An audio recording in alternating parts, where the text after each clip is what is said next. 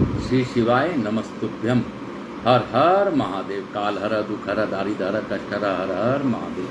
हर हर महादेव। हर हर महादेव। हर हर महादेव। हे बाबा भोलेनाथ, हे बाबा विश्वनाथ, हे यहाँ के स्थान देवता, ग्राम देवता, क्षेत्रपाल देवता, वास्तु देवता, इस घर के समस्त देवी देवता, हमारे कुल देवी केशव समिति माता और गणेश जी महाराज, हनुमान जी महाराज का आह्वान करते हुए और अपने गुरु आचार्य संगीत कृष्ण जी महाराज संवरिया बाबा को नमन करते हुए, प्रदीप मिश्रा जी को प्रणाम करते हुए, अपने पूर्वजों को भी याद करते हुए, और आज दिनांक 13 अगस्त 2023 पुरुषोत्तम मास और आज प्रदोष काल, प्रदोष का दिन। तो यह दिन अद्भुत है। श्रावण पुरुषोत्तम माह का प्रदोष है यह बहुत ही माने अद्भुत दिन है। इस अद्भुत दिवस को मैं अपने भोलेनाथ को प्रणाम करते हुए, आप सबों का नमन करते हुए, अपने से बड़ों का प्रणाम करते हुए, अपने से छोटों का आशीर्वाद देते हुए और मेरे मित्रों को धन्यवाद देते हुए और मेरे चाहने वालों को नमस्कार करते हुए आप सबों को प्रणाम है, नमस्कार है। आप ही हे भोलेनाथ, मुझसे यह कथा पढ़ने का प्रयास कर रहा हूँ। आप ही तम्बरुका जी के रूप में आप ही पढ़वा दीजिए, सुना दीजिए, समझा दीजिए। हे महादेव, मेरे में इतने शक्ति नहीं है कि मैं समझ सकूं। हे महादेव, हे देवादिदेव महादेव, हे कृपा निधान, हे दया निधान, मैं आकाश राजगढ़िया बंसल गोत्रोत्पन्नोहन उमाशंकर नारायणी देवी का पुत्र आपसे प्रार्थना करता हूँ कि मुझसे अगर कोई क्षमा हो, पढ़ने में कोई भूल हो तो मुझे क्षमा करते हुए आप अपना यह अनुपम भेंट हम लोगों को ज्ञान के रूप में दें। हे महादेव, ऐसी कृपा करें। कथा प्रारंभ से पूर्व नाम जाप, क्योंकि माहौल बनाना पड़ता है।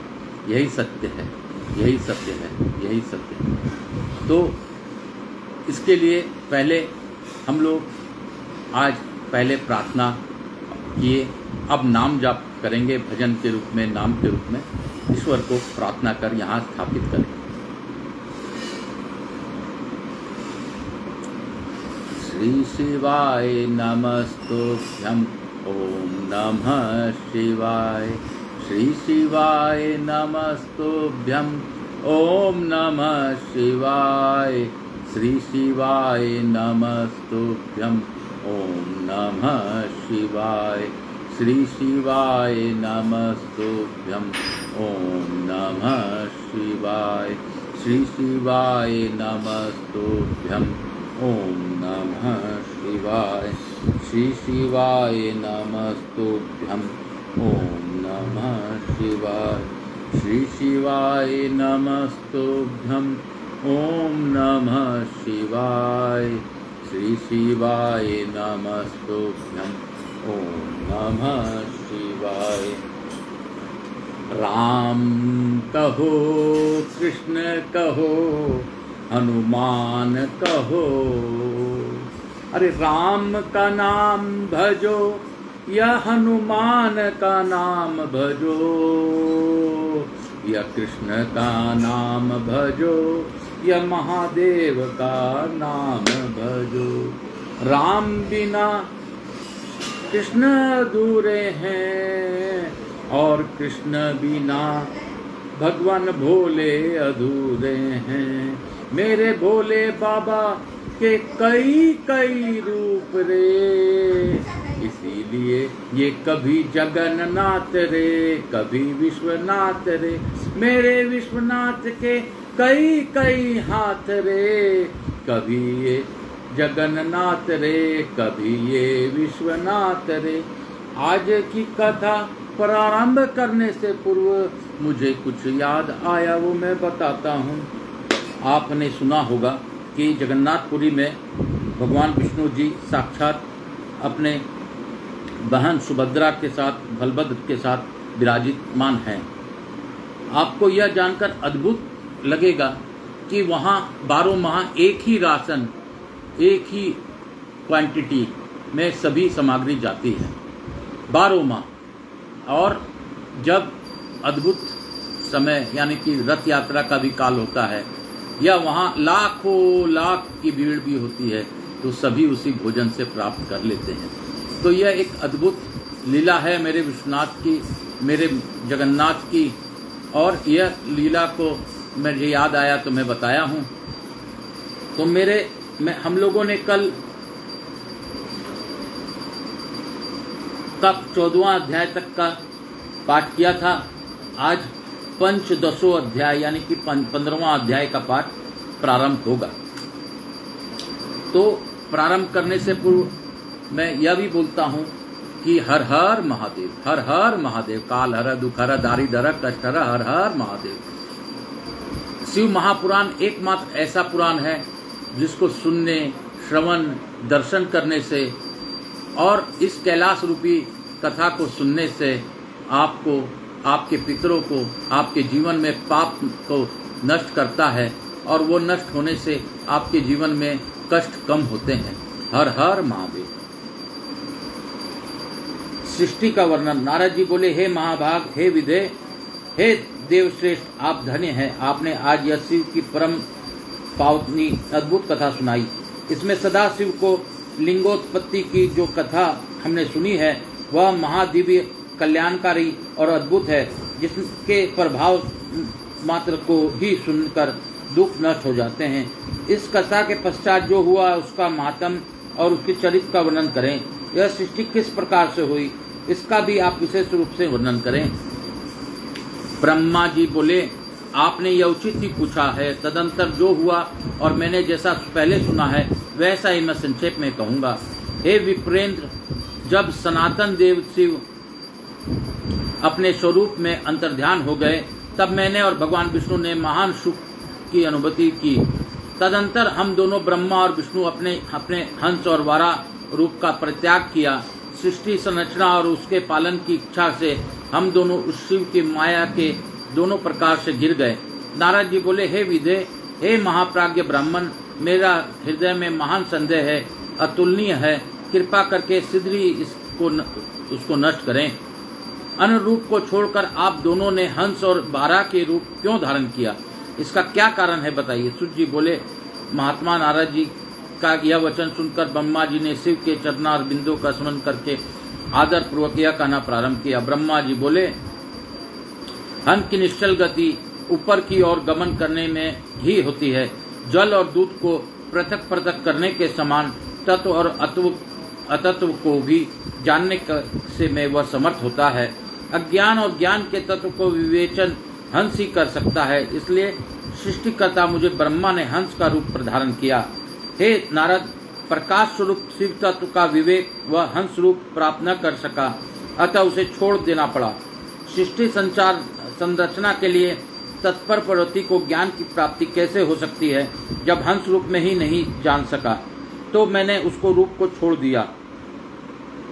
नीचे की ओर जाने में वराह की निश्चल गति होती है, इसलिए विष्णु ने उस सदाशिव के अद्भुत लिंग के मूल भाग में पहुंचने की इच्छा से वराह का ही रूप धारण किया है। अथवा संसार का पालन करने वाले विष्णु ने जगत में वराह कल्प को बनाने के लिए उस रूप को धारण किया। जिस दिन भगवान ने उस रूप को धारण किया उसी दिन में से वह श्वेत वराह संजक कल्प प्रारंभ हुआ था। अथवा उन महेश्वर की जब यह इच्छा हुई कि विवाद में फंसे हम दोनों के द्वारा हंस और वराह का रूप धारण किया जाए, उसी दिन से उस वराह नाम के कल्प का भी प्रादुर्भाव हुआ। हे नारद, सुनिए, मैंने इस प्रकार से तुम्हारे प्रश्नों का उत्तर प्रस्तुत कर दिया है। हे मुने, अब सदाशिव के चरण कमल को स्मरण करके मैं सृष्टि सृजन की विधि बता रहा हूँ। ब्रह्मा जी बोले, हे मुने, जब महादेव जी की अंतर्ध्यान हो गए तब मैं उनके आज्ञा का पालन करने के लिए ध्यान मग्न हो कर्तव्य का विचार करने लगा। उस समय भगवान शंकर को नमस्कार करके श्रीहरि से ज्ञान पाकर ब्रह्मानंद को प्राप्त होकर मैंने सृष्टि करने का ही निश्चय किया। हे तात भगवान विष्णु भी वहाँ सदाशिव प्रणाम करके मुझे उपदेश देकर तत्काल अदृश्य हो गए। वे ब्रह्मांड से बाहर जाकर भगवान शिव की कृपा प्राप्त करके बैकुंठ धाम में पहुंचकर सदा वहीं रहने लगे। मैंने सृष्टि की इच्छा से भगवान शिव और विष्णु का स्मरण करके पहले के रचे हुए जल में अपने अंजलि डालकर जल को ऊपर की ओर उछाला। इसमें वहाँ 24 तत्वों वाला एक अखंड प्रकट हुआ। हे विप्र, उस जल रूप अंड को मैं देख भी न सका, इतने में वह विराट आकार वाला हो गया। उसमें चेतना न देखकर मुझे बड़ा संशय हुआ और मैं अत्यंत कठोर तप करने लगा। 12 वर्षों तक मैं भगवान विष्णु के चिंतन में लगा रहा। हे तात, उस समय के पूर्ण होने पर भगवान श्री हरि स्वयं प्रकट हुए और बड़े प्रेम से मेरी अंगों का स्पर्श करते हुए मुझसे प्रसन्नता पूर्वक कहने लगे। विष्णु बोले, हे ब्रह्मन, आप वर मांगिए, मैं प्रसन्न हूँ। मुझे आपके लिए कुछ भी अदेय नहीं है। भगवान शिव की कृपा से मैं सब कुछ देने को समर्थ हूँ। ब्रह्मा जी बोले, हे महाभाग, आपने जो मुझ पर कृपा की है वह सर्वथा उचित ही है, क्योंकि भगवान शंकर ने मुझे आपके हाथों में सौंप दिया था। हे विष्णु, आपको नमस्कार है। आज मैं आपसे जो कुछ मांगता हूँ उसे दीजिए। हे प्रभु, यह विराट रूप तथा 24 तत्वों से बना हुआ अंड किसी तरह चेतन नहीं हो रहा है, यह जड़ीभूत दिखाई देता है। हे हरे, इस समय भगवान शिव की कृपा से आप यहाँ प्रकट हुए हैं, अतः शंकर की शक्ति से संभूत इस अंड में चेतना लाइए। मेरा ऐसा कहने पर शिव की आज्ञा से तत्पर रहने वाले महाविष्णु ने अनंत रूप का आश्रय लेकर उस अंड में प्रवेश किया। उस समय उन परम पुरुष के सहस्त्र मस्तक, सहस्त्र नेत्र और सहस्त्रों पैर थे। उन्होंने भूमि को सब ओर से घेर कर उस अंड को व्याप्त कर लिया। मेरे द्वारा भली भांति स्तुति किए जाने पर जब से विष्णु उस अंड में प्रवेश किया, तब वह 24 तत्वों वाला अंड सचेतन हो गया। पाताल से लेकर सत्यलोक तक की अवधि वाले इस अंड के रूप में वहाँ विराट श्री हरि ही विराज रहे थे। पंचमुख महादेव ने केवल अपने रहने के लिए सुरभ्य कैलाश नगर का निर्माण किया, जो सब लोगों में बहुत शोभित होता है। हे देवर्षि, संपूर्ण ब्रह्मांड का नाश हो जाने पर भी बैकुंठ और कैलाश, उन दोनों का कभी नाश नहीं होता। हे मुनीश्वर श्रेष्ठ, मैं सत्यलोक का आश्रय लेकर रहता हूँ। हे तात, महादेव जी की आज्ञा से ही मुझ में सृष्टि रचने की इच्छा उत्पन्न हुई है। हे तात, जब मैं सृष्टि की इच्छा से चिंतन करने लगा, उस समय पहले मुझे से पाप पूर्ण तमोगुणी सृष्टि का प्रादुर्भाव हुआ, जिसे अविद्या पंच परवा अविद्या कहते हैं। इसके पश्चात प्रसंचित मैंने स्थावर संज्ञक मुख्य संग पहले सर्ग की संरचना की, जो सृष्टि सामर्थ्य से रहित था। पुनः शिव जी की आज्ञा से मैंने ध्यान किया। उस समय मुख्य सर्ग को वैसा देख कर मैंने अपना कार्य साधनों के लिए सृष्टि करने की इच्छुक मैंने दुख से परिपूर्ण तिरछे उड़ने वाले सग्र दूसरे सग्र का सृजन किया। वह भी पुरुषार्थ साधक नहीं था। उसे भी पुरुषार्थ साधन को शक्ति से रहित जानकर जब मैं पुनः सृष्टि का चिंतन करने लगा, तब मुझ में शीघ्र ही तीसरे सात्विक सर्ग का प्रादुर्भाव हुआ, जिसे अर्धर्व स्त्रोता कहते हैं। यह देव सर्ग के नाम से विख्यात हुआ। यह देव सर्ग सत्यवादी तथा अत्यंत सुखदायक है। उसे भी पुरुषार्थ साधन में से रहित मानकर मैंने अन्य सर्ग के लिए अपने स्वामी श्री शिव का चिंतन आरंभ किया। तब भगवान शंकर की आज्ञा से एक रजोगुणी सृष्टि का प्रादुर्भाव हुआ, जिसे अर्वाक स्तोता चौथा सर्ग कहा गया है। जो मनुष्य सर्ग कहलाता है, वह सर्ग पुरुषार्थ साधन का अधिकारी हुआ। तदनंतर महादेव जी की आज्ञा से भूत आदि की सृष्टि भूत सर्ग 5वां सर्ग हुई। इस प्रकार मैंने 5 प्रकार की सृष्टि की। इनके अतिरिक्त 3 प्रकार के सर्ग मुझे ब्रह्मा और प्रकृति के लिए सानिध्य से उत्पन्न हुए। इनसे पहला महत्व का सर्ग है, दूसरा सूक्ष्म भूतों अथवा तन्मात्राओं का सर्ग और तीसरा वैकारिक सर्ग कहलाता है। इस तरह ये 3 प्राकृतिक सर्ग हैं। प्राकृतिक और वैकृत दोनों प्रकार के सर्गों को मिलाने से 8 सर्ग होते हैं। इसके अतिरिक्त 9वां कौमार सर्ग है जो प्राकृत और वैकृत भी है। इन सब को अवान्तर भेद है जिनका वर्णन मैं नहीं कर सकता, उसका उपयोग बहुत थोड़ा है। अब मैं द्विजात्मक सर्ग का वर्णन कह रहा हूँ। इसी का दूसरा नाम कौमार सर्ग है, जिससे सनक सनंदन आदि कुमारों को महान सृष्टि हुई है। सनक आदि मेरे 5 मानस पुत्र हैं जो मुझे ब्रह्मा के ही समान हैं। वे महान वैराग्य से संपन्न तथा उत्तम व्रत का पालन करने वाले हुए। उनका मन सदा भगवान शिव के चिंतन में ही लगा रहता है। वे संसार से विमुख एवं ज्ञानी हैं। उन्होंने मेरे आदेश देने पर ही सृष्टि के कार्य में मन नहीं लगाया। हे मुनिश्रेष्ठ, सनक आदि कुमारों के लिए दिए हुए नकारात्मक उत्तर को सुनकर मैंने बड़ा भयंकर क्रोध प्रकट किया, किंतु हे नारद, मुझे मोह हो गया। हे मुने, क्रोध और मोह से विहल मुझे ब्रह्मा के नेत्रों से क्रोधवश आंसू की बूंदे गिरने लगी। उस अवसर पर मैंने मन ही मन भगवान शिव विष्णु का स्मरण किया। वे सीधे ही आ गए और समझाते हुए मुझसे कहने लगे, आप भगवान शिव की प्रसन्नता के लिए तपस्या कीजिए। हे मुनिश्रेष्ठ, श्री हरि ने जब मुझे ऐसा शिक्षा दी तब मैं महाघोर एवं उत्कृष्ट तप करने लगा। सृष्टि के लिए तपस्या करते हुए मैंने दोनों भुवों और नासिका के मध्य भाग से, जो उनका अपना ही अभिमुख नामक स्थान है, महेश्वर की 3 मूर्तियों में अनियतम पूर्णांश सर्वेश्वर एवं दयासागर भगवान शिव अर्धनारीश्वर रूप में प्रकट हुए। बोलो शंकर भगवान की जय, बोलो विश्वनाथ की जय। जो जन्म से रहित तेज की राशि सर्वज्ञ तथा सर्वकर्ता है, उन नील निलोहित नामधारी भगवान उमा बल्लभ को सामने देखकर बड़ी भक्ति से मस्तक झुकाकर उनकी स्तुति करके मैं बड़ा प्रसन्न हुआ और उन देवेश्वर से बोला, हे प्रभु, आप विविध जीवों की सृष्टि करें।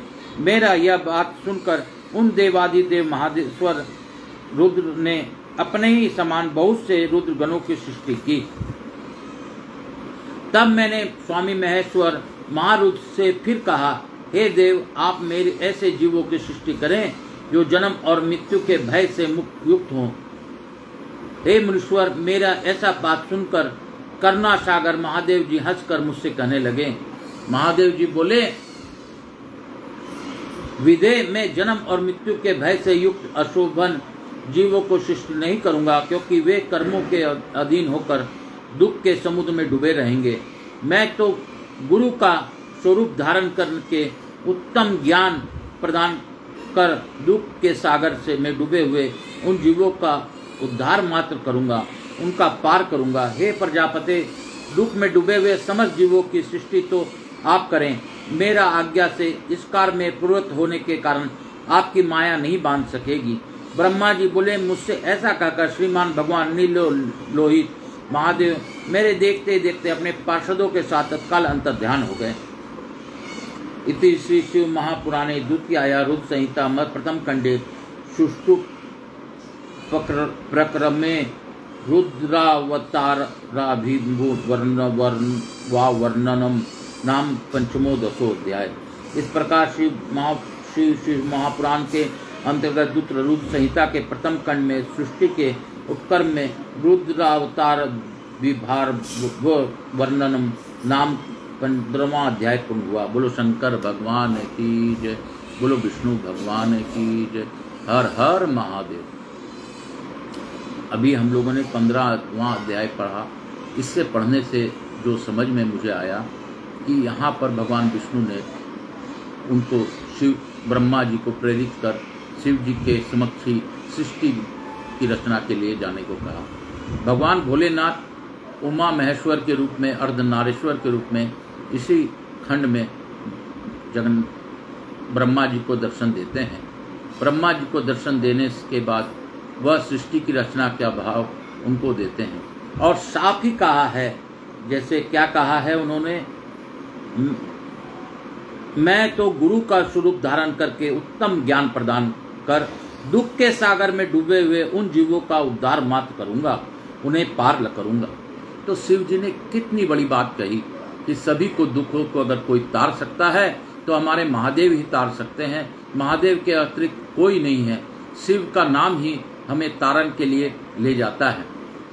तो शिव नाम में इतनी शक्ति है, आप खुद ही सुन रहे हैं, देख रहे हैं, जो कि मैं नहीं कह रहा, यह हमारा कथा कह रहा है।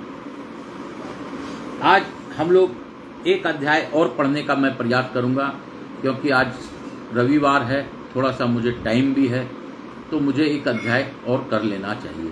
तो आप लोगों की सहमति से, भगवान भोलेनाथ का आशीर्वाद से मैं आज दूसरा अध्याय 16वां अध्याय भी पढ़ूंगा।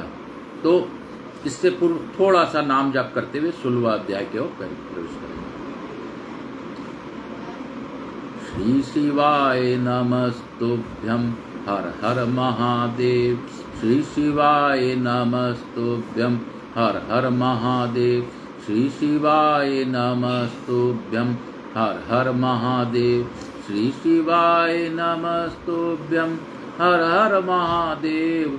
श्री शिवाय नमस्तुभ्यं हर हर महादेव। श्री शिवाय नमस्तुभ्यं हर हर महादेव। श्री शिवाय नमस्तुभ्यं हर हर महादेव। श्री शिवाय नमस्तुभ्यं हर हर महादेव। देवादिदेव महादेव की जय। महादेव क्या है और महादेव क्यों बोलना चाहिए?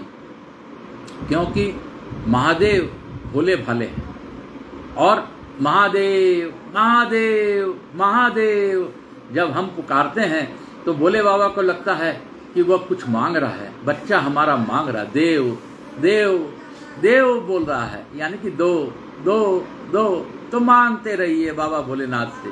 इसीलिए हर हर महादेव, हर हर महादेव, काल हरा, दुख हरा, दारिद्र हरा, कष्ट हरा, हर हर महादेव। इसके साथ ही आज के आगे का हम लोग 16वां अध्याय पढ़ेंगे। ब्रह्मा जी के स्नातनों का वर्णन तथा सती और शिव की महत्ता का प्रतिपादन। ब्रह्मा जी बोले, हे नारद, तदंतर मैंने शब्द आदि सूक्ष्म भूतों का स्वयं ही पंचीकरण करके उनमें स्थूल आकाश, वायु, अग्नि, जल, पृथ्वी की सृष्टि की। पर्वतों, समुद्रों, वृक्षों और कला से लेकर युग प्रयत्न कालों की रचना की। मुने उत्पत्ति और विनाश वाले और भी बहुत से पदार्थों का मैंने निर्माण किया, परंतु इससे मुझे संतोष नहीं हुआ तथा सांब शिव का ध्यान करके मैंने साधना परायण पुरुषों की सृष्टि की। अपने दोनों नेत्रों से मरीचि को, हृदय से भृगु को और सिर से अंगिरा को, वायान वायु से मुनिश्रेष्ठ पुल्हु को और उदान वायु से पुलशक्ति को, समान वायु से वशिष्ठ को, अपान से क्रतु को, दोनों कानों से अत्रि को, प्राण वायु से दक्ष को, गोद से आपको तथा छाया से कंदर मुनि को उत्पन्न किया और संकल्प से समस्त साधनों के साधन रूप धर्म को उत्पन्न किया। हे मुनिश्रेष्ठ, इस प्रकार महादेव जी की कृपा से इन उत्तम साधकों की सृष्टि करके मैंने अपने आप को कृतार्थ समझा।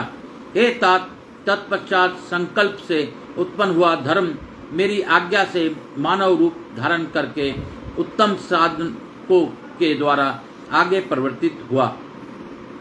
हे मुने, इसके बाद मैंने अपने विभिन्न अंगों से देवता, असुर आदि असंख्य पुत्रों की सृष्टि की और उन्हें भिन्न भिन्न शरीर प्रदान किया।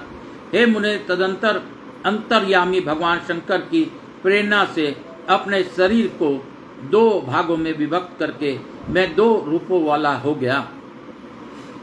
हे नारद, आधे शरीर में स्त्री हो गया और आधे से पुरुष। उस पुरुष ने उस स्त्री के गर्भ से सर्वसाधन समर्थ उत्तम जोड़े को उत्पन्न किया। इस जोड़े में जो पुरुष था वही स्वायंभू मनु के नाम से प्रसिद्ध हुआ। स्वायंभव मनु उच्च कोटि के साधक हुए तथा जो स्त्री था वह शत्रुपा कहलाई। वही योगिनी एवं तपस्विनी हुई। हे तात, मनु ने वैवाहिक विधि से अत्यंत सुंदरी शत्रुपा का पानी ग्रहण किया और उससे वे मैथुन जनित सृष्टि उत्पन्न करने लगे। उन्होंने शत्रुपा से प्रियव्रत और उतानपाद नामक 2 पुत्र और 3 कन्याएं उत्पन्न की। कन्याओं के नाम से थे आकृति, देवहूति और प्रसूति।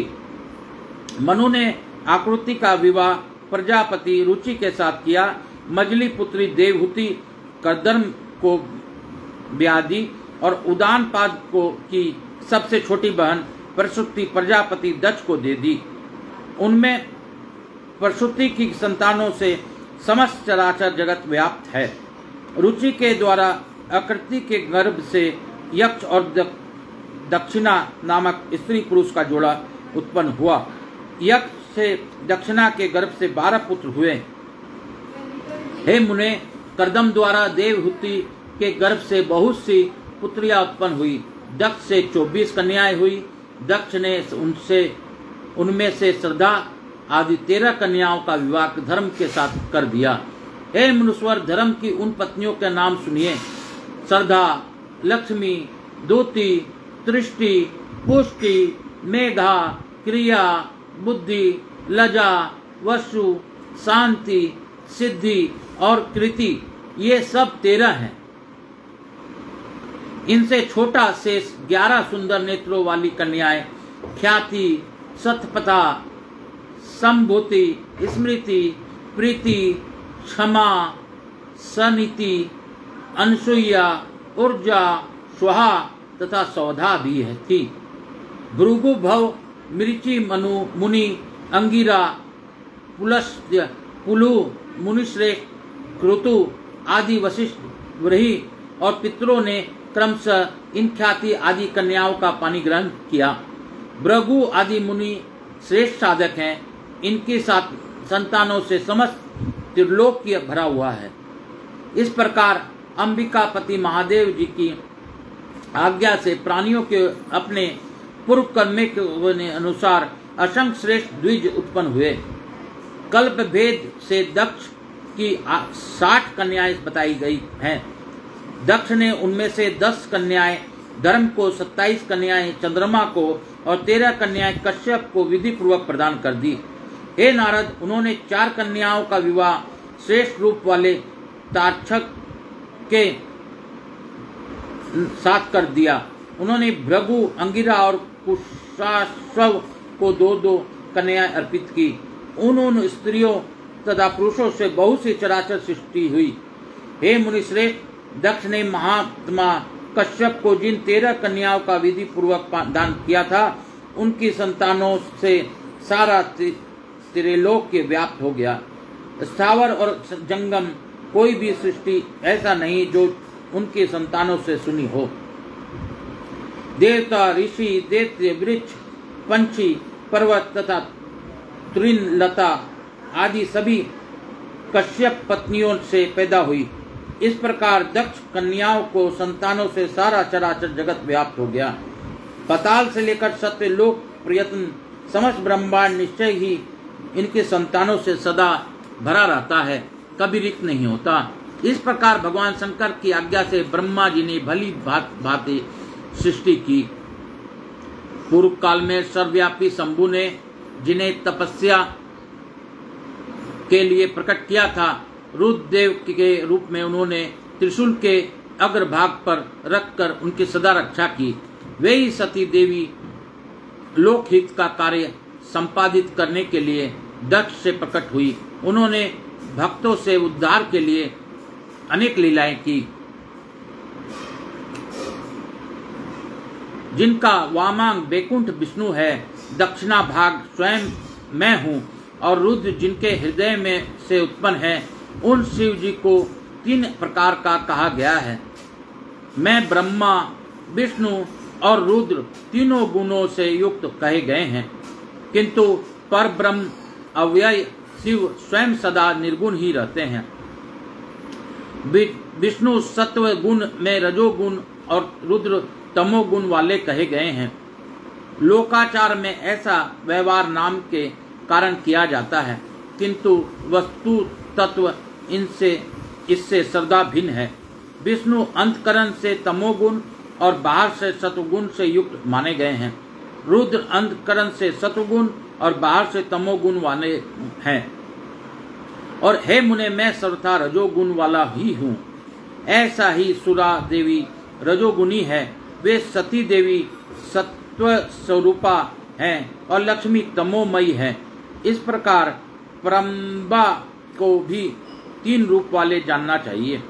इस प्रकार देवी शिव की मत्सती होकर भगवान शंकर से ब्याही गई, किंतु पिता के यज्ञ में पति के अपमान के कारण उन्होंने अपना शरीर को त्याग दिया और फिर उसे ग्रहण नहीं किया। वे अपने परम पद को प्राप्त हो गई।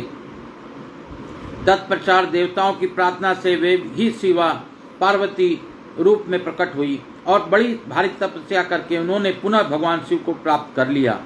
हे मुनीश्वर, इस जगत में उनके अनेक नाम प्रसिद्ध हुए।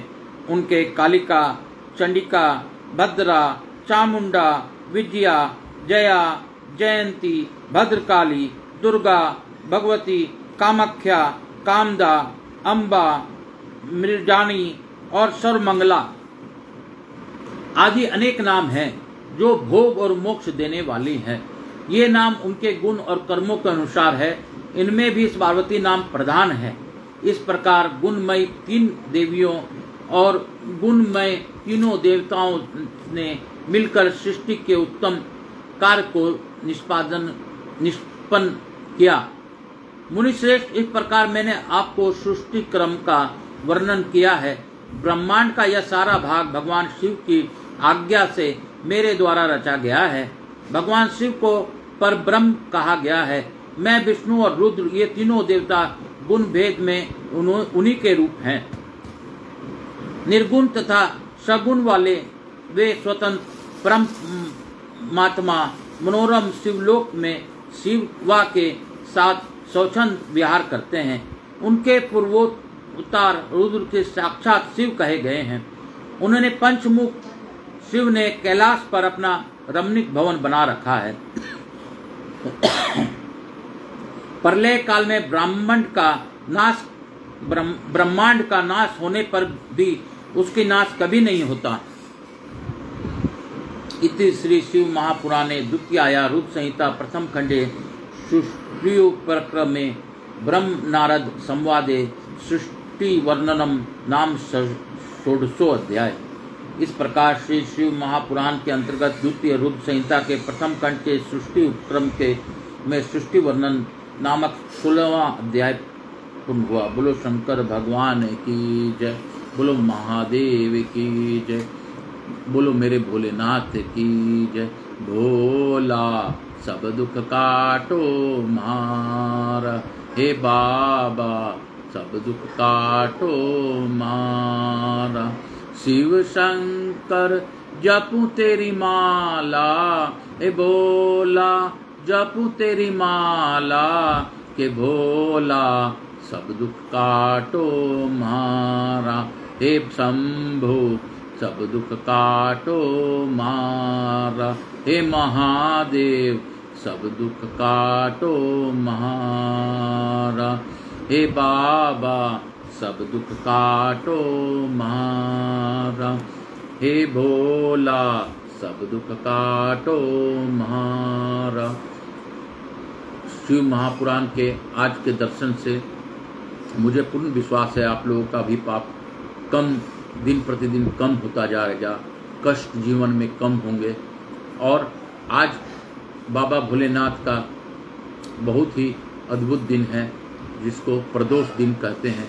आज प्रदोष का दिन है, तो बाबा भोलेनाथ की कृपा से प्रदोष काल में, प्रदोष दिन में आपने उनकी कथा 2 पाठ मैं कर पाया। यह मेरे भोलेनाथ की दया है। हम लोग पाठ के बाद अब प्रार्थना करेंगे।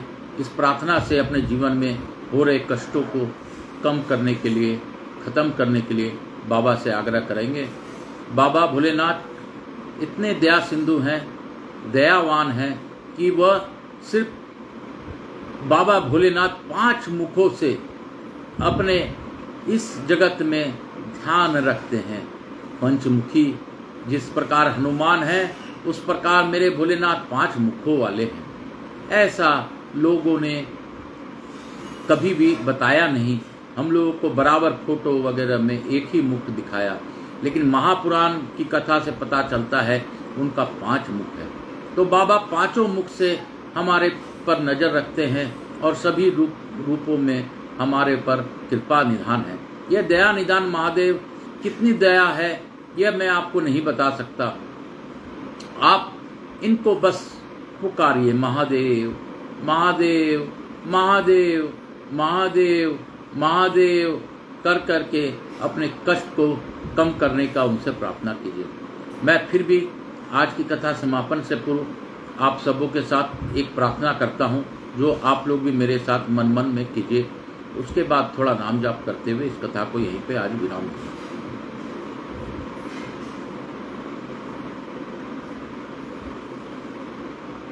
हर हर महादेव। मैं आकाश कुमार राजगरिया, बंसल गोत्र उत्पन्नो हम, उमा शंकर नारायणी देवी राजगरिया का पुत्र, बाबूलाल राजगरिया जी का पुत्र, रामधन दास कटेसेरिया का द्वैता।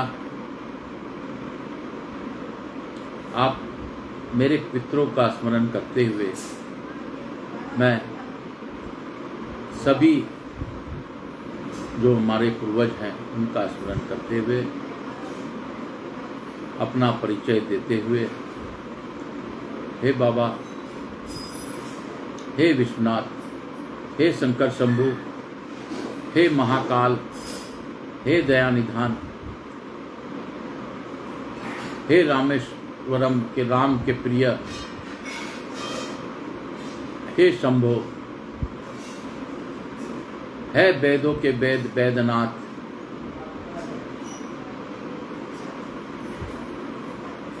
हे त्र्यंबकेश्वर ब्रह्मा विष्णु रूप में, हे सोमनाथ, हे गिरिनेश्वर, हे नागनागेश्वर,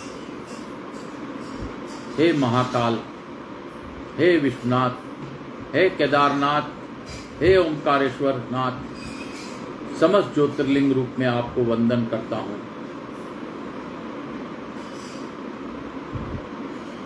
बाबा, आज त्रयोदशी है। आज त्रयोदशी के दिन मुझे कथा पढ़ने का, सुनने का, सुनाने का अवसर मिला। मैं इसके लिए आपको धन्यवाद देता हूँ। हे बाबा, मेरे जीवन में कई कष्ट हैं, आप जानते हैं, लेकिन कष्टों को बताना बच्चों को पड़ता ही है बाबा, क्योंकि नहीं बताने से जैसे माँ अपने बच्चों को दूध नहीं पिलाती रोए बिना, उस प्रकार आप भी चाहते हैं कि हम बच्चे आपसे बताएं अपने कष्टों को। तो महादेव, मेरे जीवन में जो भी कष्ट हैं, मुझे मेरे जो परिवार आपने दिया है इसका भरण पोषण कैसे करूं, क्या करूं, मेरे ऊपर जो मेरे शत्रुओं द्वारा मुझ पर मुझे गिराने का प्रयास किया जा रहा है, महादेव आप तो सब जानने वाले हैं। उन शत्रुओं का विनाश करें। मेरे परिवार जो कि आपने दिया है उसको कैसे चलाऊं, कैसे करूं महादेव, आप जानिए, मैं नहीं जानता। हे बाबा, मेरे कष्टों को आप ही कम करिए। मेरे पूर्वजों को आगे की मुक्ति दीजिए, आगे की गति दीजिए। मेरे जीवन में जो भी कष्ट है उसे खत्म कीजिए बाबा, आप ही कर सकते हैं। आपके सिवाय मेरा इस सृष्टि में कोई नहीं है। हे बाबा, मैं दिखावा नहीं करना चाहता। महादेव आप सब जानते हैं, फिर भी मैं आपसे नमन करता हूँ, पुकारता हूँ बाबा। हे बाबा, हे भोलेनाथ, हे दया सिंधु, हम सबों पर कृपा कीजिए। हमारा पाप, अगर कोई ऐसा पाप हमसे हुआ है जो कि आप कष्ट कम नहीं कर पा रहे हैं, तो उस पाप को नष्ट कीजिए महादेव। हे महादेव, हर हर महादेव, हर हर महादेव, हर हर। श्री शिवाय नमस्तुभ्यं, हर हर महादेव। श्री शिवाय नमस्तुभ्यं, हर हर महादेव। श्री शिवाय नमस्तुभ्यं, हर हर महादेव। श्री शिवाय नमस्तुभ्यं, हर हर महादेव। श्री शिवाय नमस्तुभ्यं, हर हर महादेव। हे भोला, सब दुख काटो मारा। हे बाबा, सब दुख काटो मारा। बाबा आज त्रयोदशी है, साथ में लेके शिव परिवार आना, हमारे घर में आना। प्रदोष काल में, प्रदोष के दिन गौरा को ले आना, साथ में गणपति को ले आना, साथ में शुभ लाभ को लाना, रिद्धि सिद्धि को भी लाना, कार्तिकेय जी को भी लाना, नंदी में सवार होके आना, पांचों पुत्रियों छठों पुत्रियों को भी ले आना, रिद्धि सिद्धि साथ लेके आना। सबका आने से हमारे घर में आप रहना, बाबा आप ही हमारे घर में वास करना। शाम को आप जब प्रदोष काल में निकले, हमारे सबके घर में प्रवेश आप करे। हे बाबा ऐसी विनती है, हम सबको अपने साथ में रखे। बाबा आपके साथ ही हम रहें, ऐसी कृपा करिए। भूल चूक हमसे हुई हो तो हमें माफ करिए। हर हर महादेव, हर हर महादेव। श्री शिवाय नमस्तुभ्यं, श्री शिवाय नमस्तुभ्यं, श्री शिवाय नमस्तुभ्यं, श्री शिवाय नमस्तुभ्यं। काल हरा, दुख हरा, दारिद्र हरा, कष्ट हरा, हर हर महादेव। श्री शिवाय नमस्तुभ्यं, हर हर महादेव। श्री शिवाय नमस्तुभ्यं, हर हर महादेव। श्री शिवाय नमस्तुभ्यं, हर हर महादेव।